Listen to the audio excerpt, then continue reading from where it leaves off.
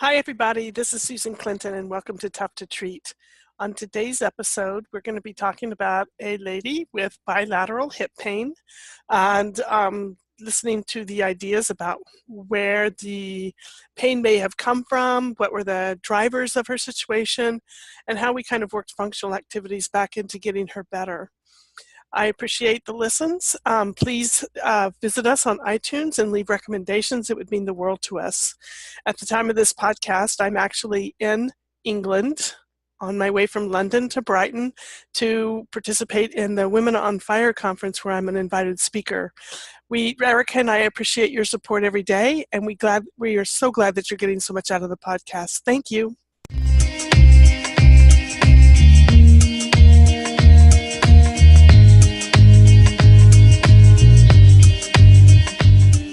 Hello, everybody. This is Susan Clinton and my partner, Erica Meloe, and we are Tough to Treat.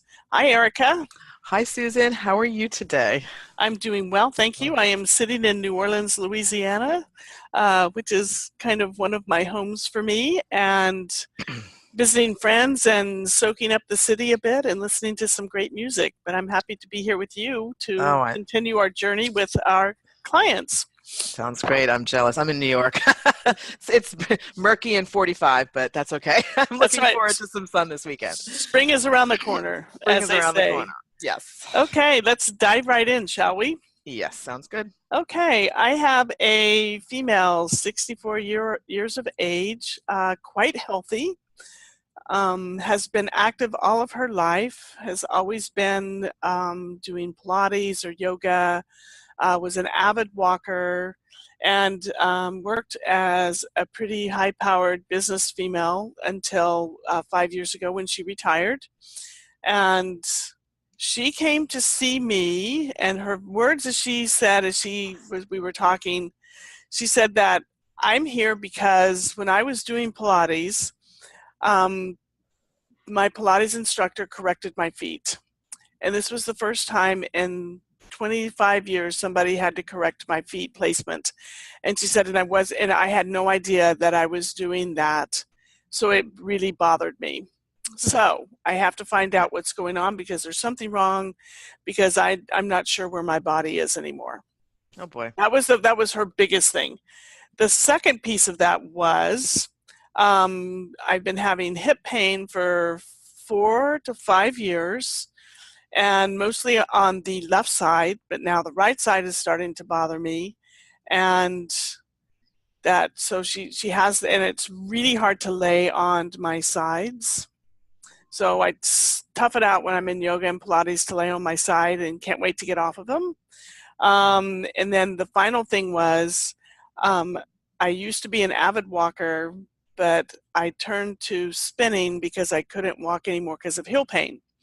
But I love spinning, and my hips do bother me some in spinning, but not like they do in other things, which is mostly walking and or standing, for long periods of time and laying on her side. Otherwise, she goes, I'm fine. I'm doing everything that I want to do, but she goes, quite. And I said, well, what are you really, really worried about? She goes, I'm really worried that this hip pain is going to get worse and that I'm just going to be somebody who sits around all the time. And I retired so I could do all the fun things I wanted to do. And now I find myself worrying about my hips all the time. Mm-hmm. So that was the very beginning. We kind of started off with a bang. She came in, she knew what, she really was able to get right down to the nitty gritty of what was wrong. I didn't have to really pull things out of her. She really came in, with a clear head, and this is what I'm supposed to do, and this is where I'm supposed to be.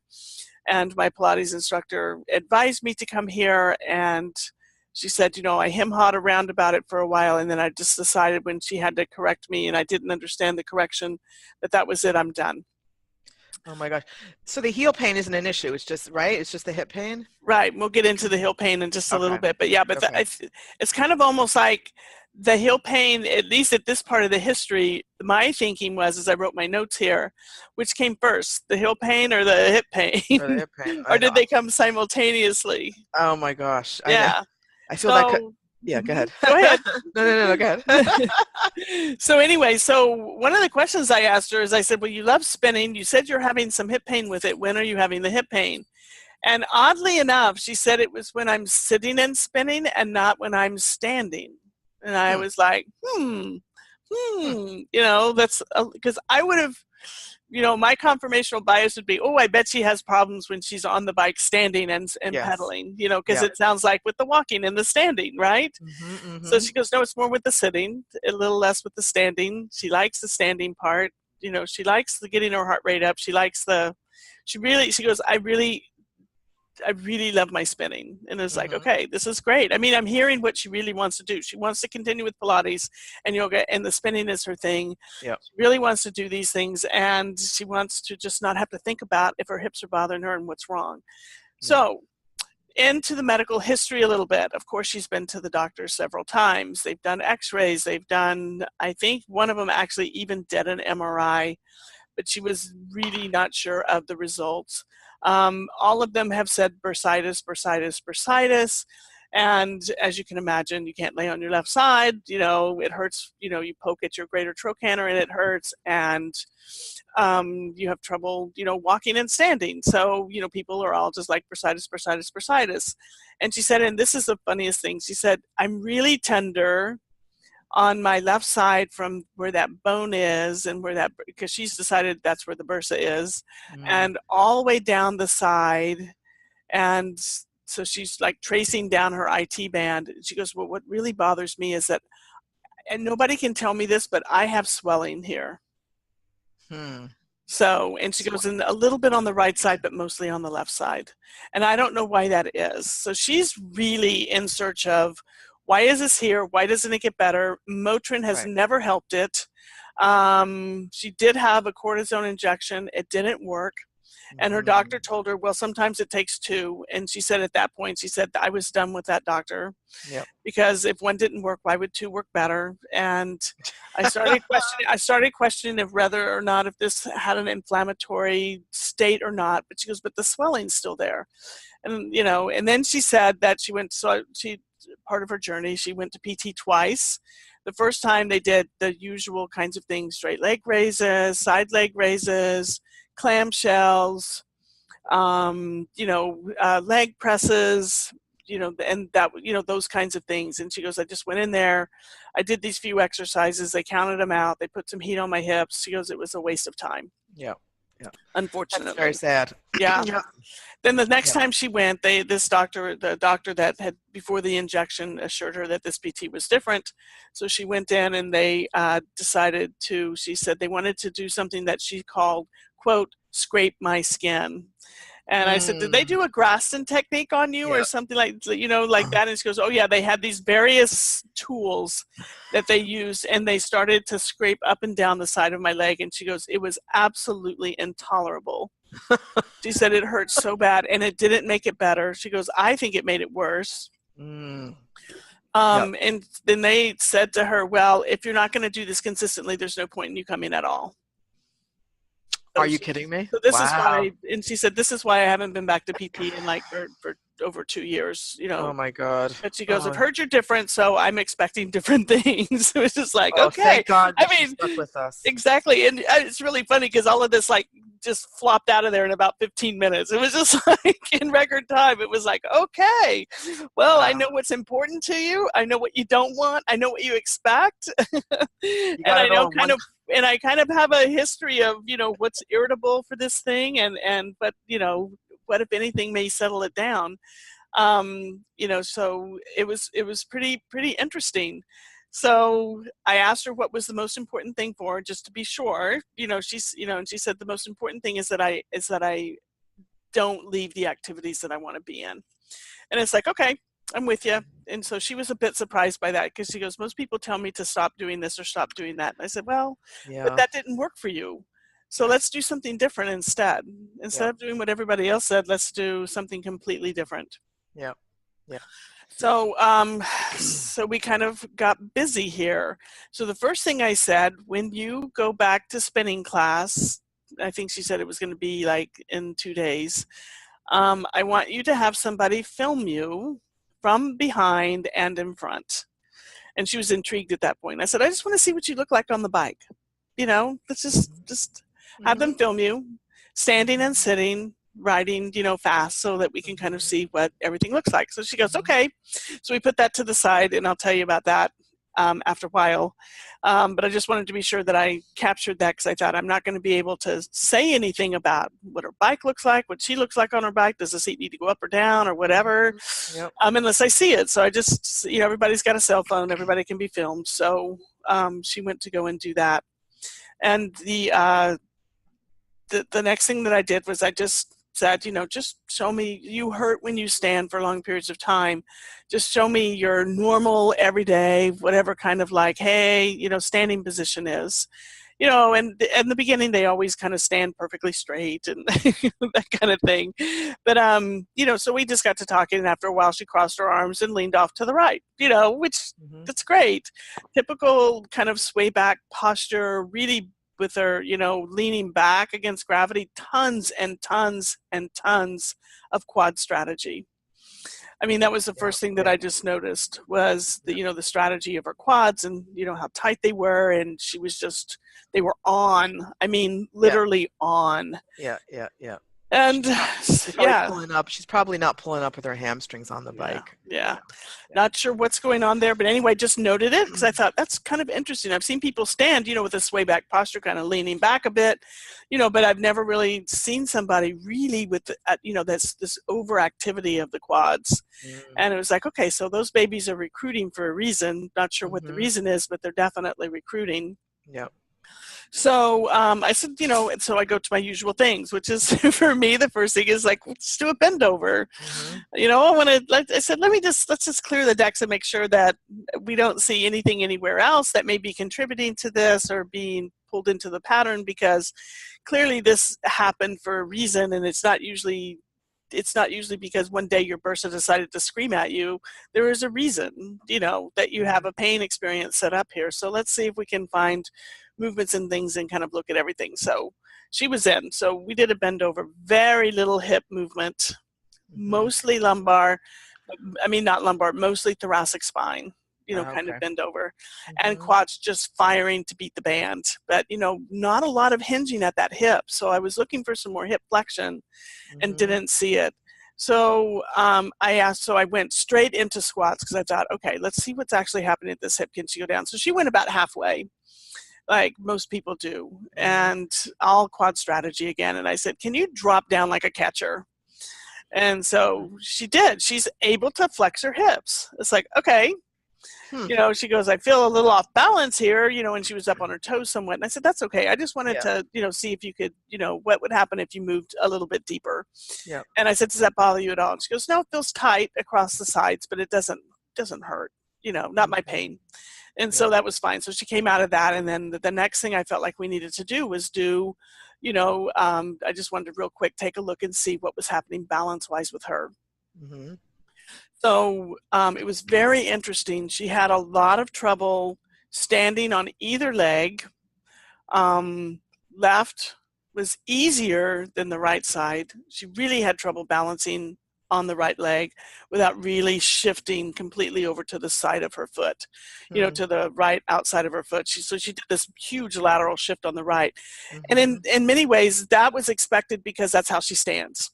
She stands, shifts it off to the right, and the reason why, because it doesn't hurt on the left when you do that. So, but now she's developing this issue on the right side as well.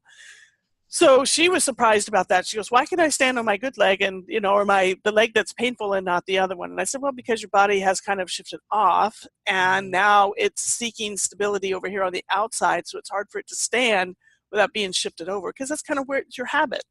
Right. You've kind of drilled that down, from your motor patterns, and just kind of what's, showing. It doesn't really mean that one side's worse than the other. It's just, this is what is. This is, part of, kind of that what happens around a pain experience. So it was interesting. I forgot to note earlier, if you guys want to track back for just a second, in her posture when she was standing with her sway back kind of over to the right, a wide base of support. Even when she would even it up, it was still kind of a wide base of support. So could she stand with a narrow base of support? So I asked her, and she could, and she said that bothered her a bit. Bothered her hips. Yeah.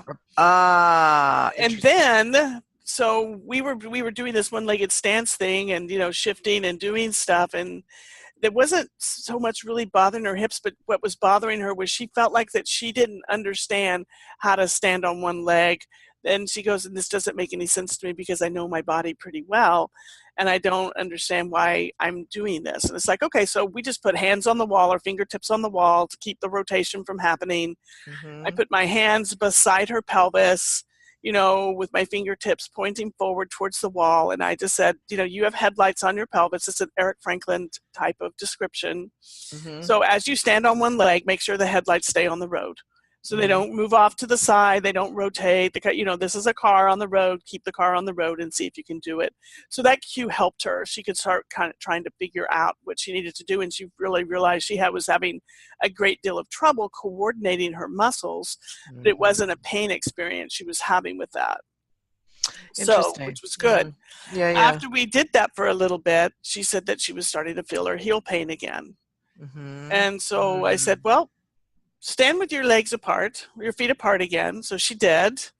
And I said, so how's your heel pain? Oh, that makes it a little bit better. Bring it closer together. No, I can start to feel that a little bit. Yeah, she's offloading some structures in that wide base support. Yeah, exactly. Yeah. Exactly. And so if you think about glute medius, and the feet stuff, you can start pulling some stuff together. So I'll be quiet for a minute, let you ask questions or give me your thoughts.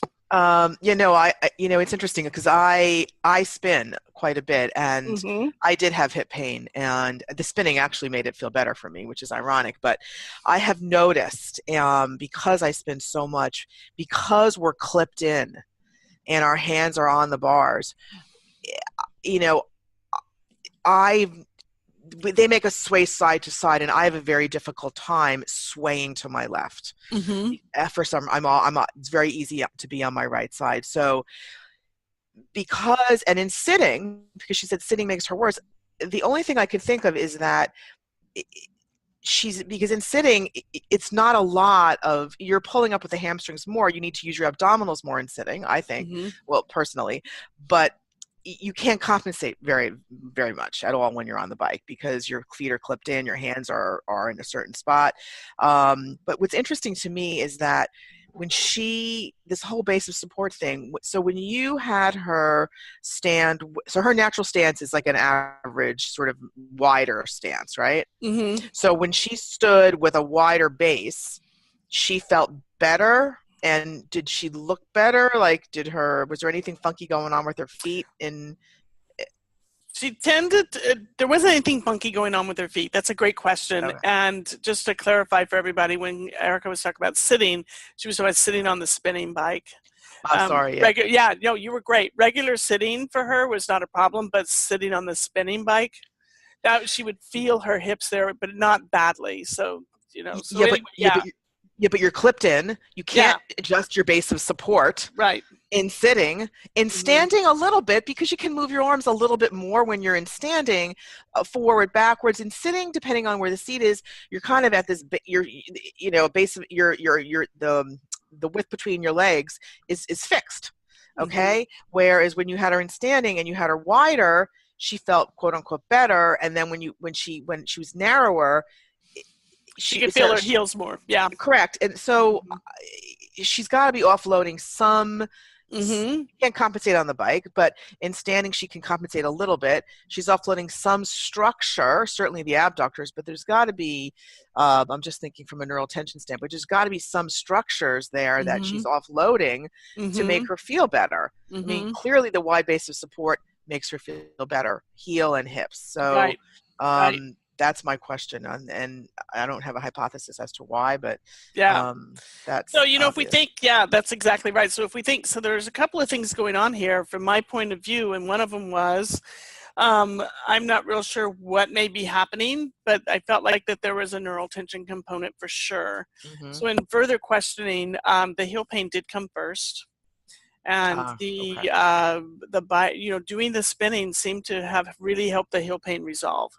Makes a ton of sense to me, especially if it's neural tension. Totally. Because up, down, up, down, and head up, and head down and head up, and then standing and sitting and standing and sitting. You're really getting, plus it was it was quicker and faster. So she was getting the other end of that spectrum that Pilates wasn't giving her. Yep. And just to make everybody understand, this is somebody in Pilates who can put both feet into the straps, the stirrups or whatever you call them, and bring both legs up in the air and over her head. She can do that full overhead, Oh my gosh. Wow. feet going behind her onto the floor and back down. So she's got mobility, but and she doesn't really have the hip pain when she's doing it. So, it's much more of a when we're loaded type of thing that it happens, but dynamic loading seems to make her better than static loading. Here's how I'm kind of pulling that together, because she's standing and riding the bike, there's enough variation of movement as she's going with the knees going into knee and hip flexion that she doesn't get with normal walking and normal standing. Yes. Right? Yep. So yeah, and so kind of going along that line, it made me start thinking, okay, why would that make it better? Well, that begins to help that neural tension piece. Right. And I can see kind of from that standpoint, she's probably adopted that wider base of support to offload the neural tension, and probably by doing so, maybe change the link tension relationship of the glutes, into the hips. Now, just to be clear, it is not unusual for women in their perimenopausal to menopausal years to develop some sort of tendinosis, especially when you think about, there's been some great studies on the Achilles tendons and some metabolic issues, that can be a driver or a piece of, the tendinosis part. There's been some good articles about glute tendinosis and women, and what are the best exercises to do. And here's where it really is very cool. I love this because, as I kind of thought about it, and I went back and kind of read some research and looked that article up. I'm sorry. I promise I'll send it to you so we can put it in the show notes. I was just going to ask, because that's interesting for me.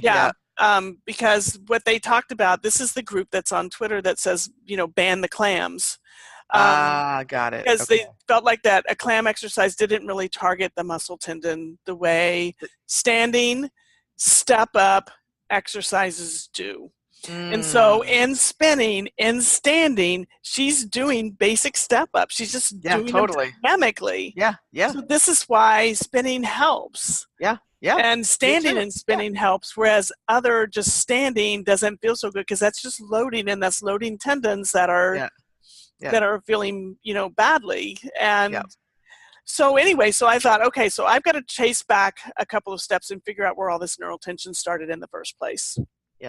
So I kind of did a couple of novel things here with her, looking at her quad strategy and some of her stuff. I thought, well, what happens when she lays down? Let's just see when we offload. So she would lay down, I gave her a pillow for her head, and I mean, she would relax somewhat, but there was still some over-recruiting of those quads going on. And, I started kind of thinking, okay, so what's going on in her trunk? What's happening here? Where is, anyway, so I had her flip over. Then I said, oh, by the way, we did a backward standing, and it was limited. It was limited because she felt a little bit tight in her abdominal area as well as her front of her legs. Makes sense, right? Got it. Yeah. But it didn't bring on her hip pain. It didn't make her hip pain worse. Any of that. She said it feels a little, funny in my low back, but not a big deal, So anyway, so I had her offload on her stomach, do a press up. It was, her hips were limited going into extension, but she could extend her trunk pretty well. How does that feel? Oh, it feels fine. So I said, okay, let's do it 10 times. And, so she did. And, I just said, when you get up to the top, just relax your tush as much as you can. And, this is a typical progression with McKinsey or type stuff. And you were doing this to try to figure out where the neural tension was coming from? Got it. I just wanted to see, and then she did that 10 times. We also did knee bends. She could bend her knee laying on her tummy. I could bend her knee all the way. So it wasn't stiffness in the knee. The muscle itself isn't stiff, but it's definitely over recruiting. But when she's on her stomach, she could let it go some. So, Susan, did you do a slump test at all? I didn't do one specifically. I did it more, you know, in the standing bend over. Yeah. Got it. Yep. Okay. And then, and I'll tell you what I did here in just a minute. So I had her stand back up. Yep. And I said, okay, bring your feet closer together. How do you feel? Well, the heel pain doesn't feel as bad now. Okay, so the extension stuff made the heel pain better, which is, I don't know, it just did. So anyway, so I said, well, let's do a bend over again. So I said, start with your legs apart and do a bend over. Much easier and seeing more hip hinge, more willingness to move. Don't know why. I don't know if it was the, you know, press ups or not, or if she was just warming up and becoming, you know, just be more aware. You know, but motor learning occurs all the time, right? So I said, okay, so now what I want you to do is bring your feet close together, and I want you to start with your head, and I want you to start to bend over and come all the way down and tell me what you feel. And so as she did that, because she could access more range of motion now at her hips, then she had her heel pain again. I'm feeling it in my heels. So there's the slump test. Yep. I just simply did it in standing and loading rather than sitting. Yep. And here's the reason why. Because I sat her back before I got her up onto her feet, and before I put her on her stomach, I had her long sit, and she was unable to long sit. So, you know, without her hands being propped behind her. And even with her hands propped behind her, those quads were just really working. And so as I got her to kind of relax them a little bit and walk her hands up, or maybe even just try to sit up, she was having a hard time with it. Yep. So that's why I didn't do the slump set in sitting, because I felt like it just, this whole whatever over recruitment was going to get in the way. But in standing, I could get her to move so much more. Right. You know, that I was able to get it to really come on. So sometimes you can get it better in sitting. Sometimes you can get it better in standing. I think because she was having all this quad strategy going on, or quad over recruitment, and some of the crazy stuff that I was seeing, you know, trying to separate out the, you know, all the pieces and parts, that I finally decided that I just need to see what, you know, what is really going to bring this system, you know, in, and what's really going to challenge it. So that's when I kind of came up with the idea that we had the neural tension part that was actually getting better over time, because since she started spinning and doing that stuff, the neural tension piece was getting better. And it was the only time that she could get her hips better. But the problem was she's spinning 2 to 3 times a week, which is great. But, you know, if you've got a tendinosis, you need to load it more consistently. Correct. And so the other loading was painful. So, you know, so we have this idea where, hey, it feels really good here, but it doesn't last. Right. You know, and then it hurts here, and then I go here and it feels better, but it doesn't last. So it's kind of like the bouncing back and forth piece. And it was like, how can we get her to be more consistent? Yep. So I just sat down with her and kind of discussed everything with her. And she wanted to know about the swelling. And I said, well, you know, sometimes when we haven't experienced a pain around stuff, you know, the swelling, you know, there's this thing that we, you know, that can be called brain smudge. But what it is that, you know, our sensations get funky when we've had something going on for a long time. And indeed, you may have a little swelling, but it's not something that goes with inflammation. It could be this perceived puffiness that is around an area that's been hurting for a while, or that, you know, so we talked a little bit about how, you know, a pain experience can be set up from a tissue issue, but over time it may not be an issue with the tissue as far as like what you think like a bursitis. But I did talk to her about the tendon, and so that started to make sense. And then she could poke in and say, like, right there, and I said, yes, now move your leg, and she could feel that, you know, the tendon pop under her thumb. And I said, so it's probably more that than it is what you thought about, and that's why it feels different. And I said, and you know, this long-term kind of, I said, we don't really know what to call it, so we give it a fancy name. But I said, the point is that sometimes we just have issues with the tendons where they just tend to change. I don't like to use the word degenerative on people, because they really feel like, oh, I'm falling apart, right? And it's like, you know, you're strong, you're robust. It's just that what we need to do is really get this area to load. And I said, it's a typical kind of thing that happens to females. I said, some get it in their heels, not where your heel pain is, but like where the Achilles is, and some get it in their hips, some get it in their knee, right in front. And she goes, oh yeah, in front of the knee. I've seen people with that. And it's like, yeah. So it's just a matter of, sometimes it just happens and it just, kind of goes a little out of control. It can have a really strong endocrine component. I would love to read that research. Yeah, totally. I'm sorry, I didn't interrupt. That's okay. I definitely will put it. We'll have it in the show notes for everybody. Because I will think that's partly my issue too, from a personal standpoint. Yeah, and it just and it makes a lot of sense when you think about a lot of the women with some of the and they think they're going to need hip surgery, and it's like it's not a hip issue. Her joint is okay. Remember? Yeah. She can fully squat. Yeah. She's lacking a little hip extension. Yeah. It's not, I'm not too worried about that. She's super functional.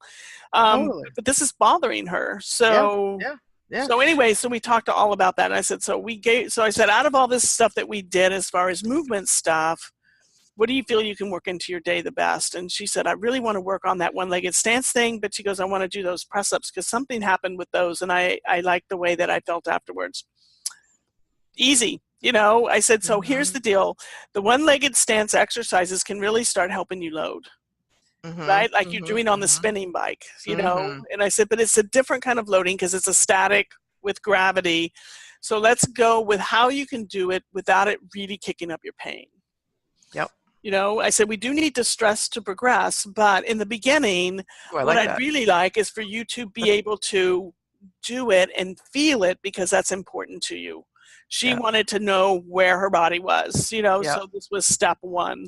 So she was in, because I hit the things that really mattered to her. That's important. Yeah. Yep.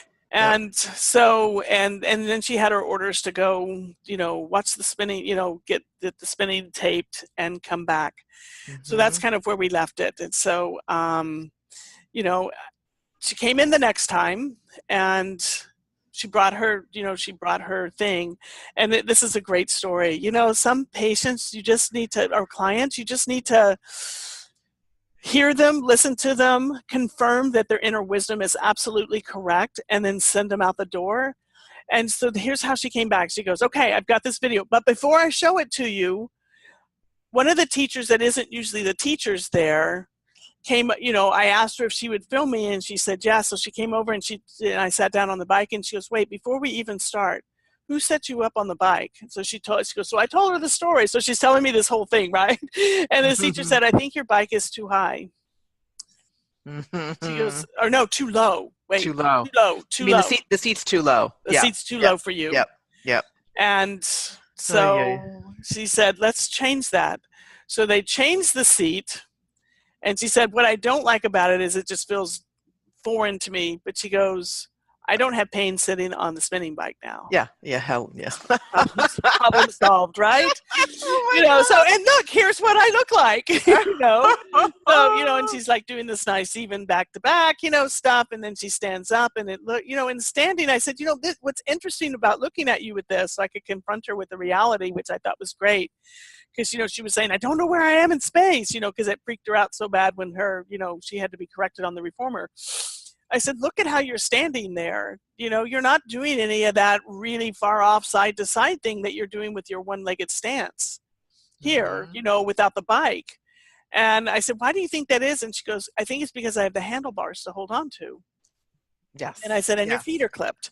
So what they've done was given you some stability so that your body can find its position there and be free to work. I said, that's what we're doing with the wall.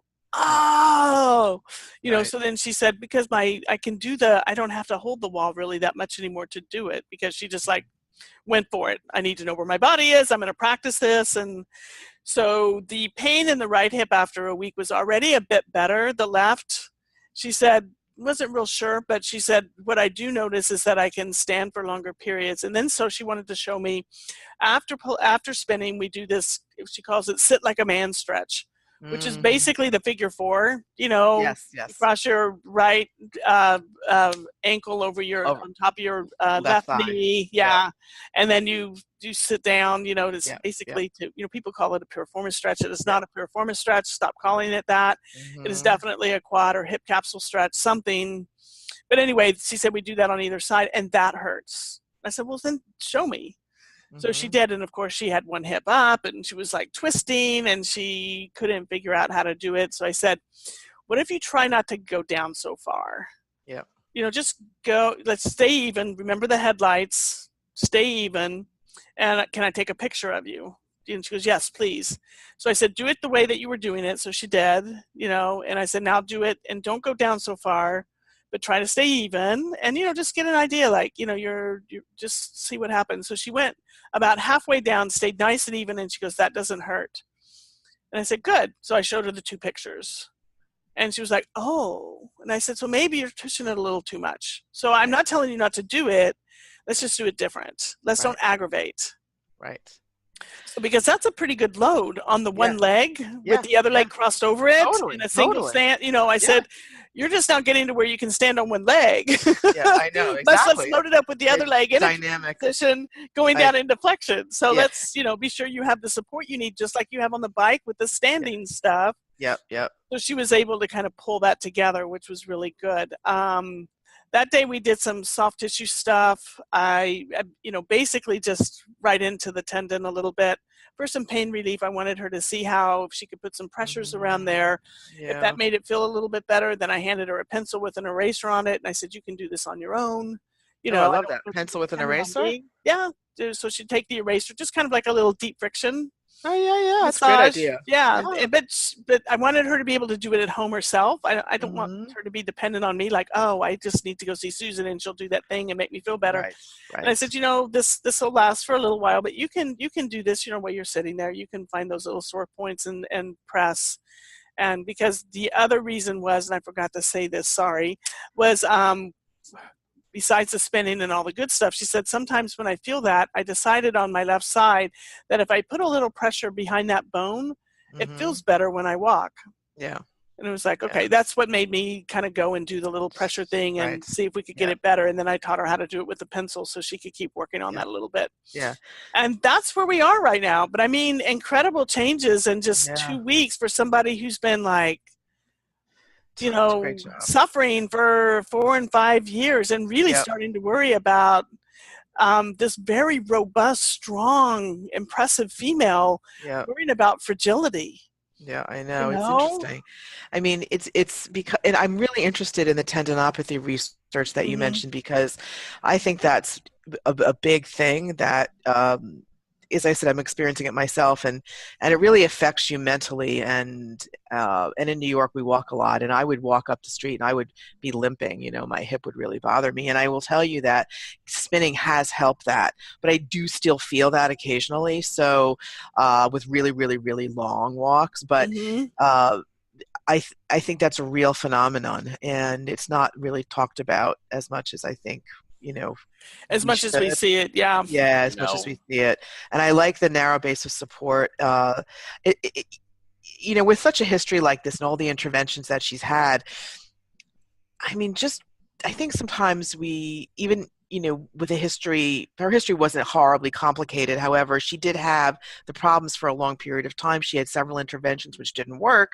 So you don't want her to become that persistent,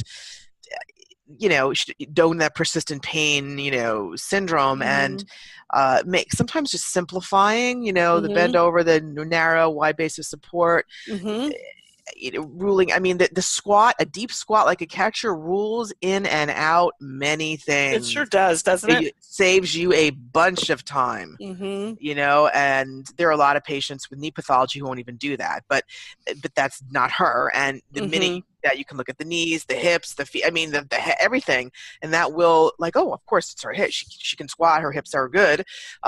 So at the end of the day, you rule that out with 15 seconds, and so what she did, so you basically sent her home with the first, or was the press ups, the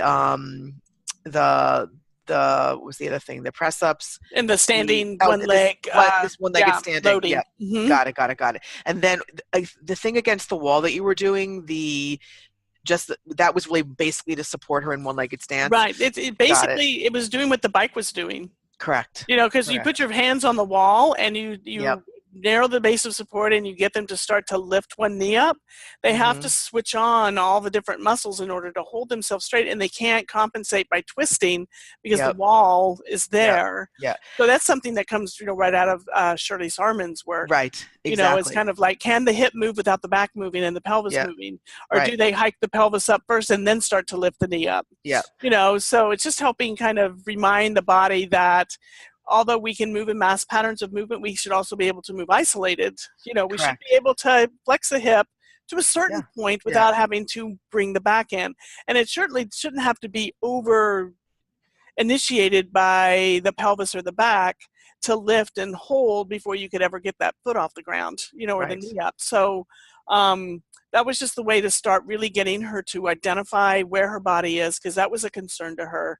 I wasn't concerned, but she was, and I wanted her to really feel supported that we're going to do things so that you can reconnect into yourself.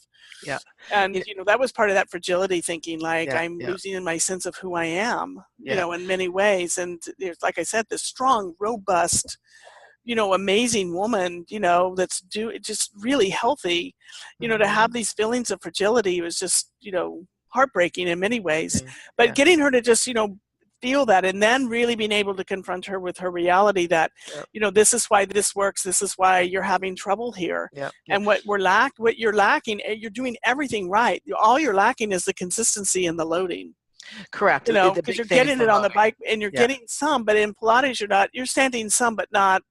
And what you need is throughout the day, and once she kind of understood that, and that's what's going to make this better, then she was all in.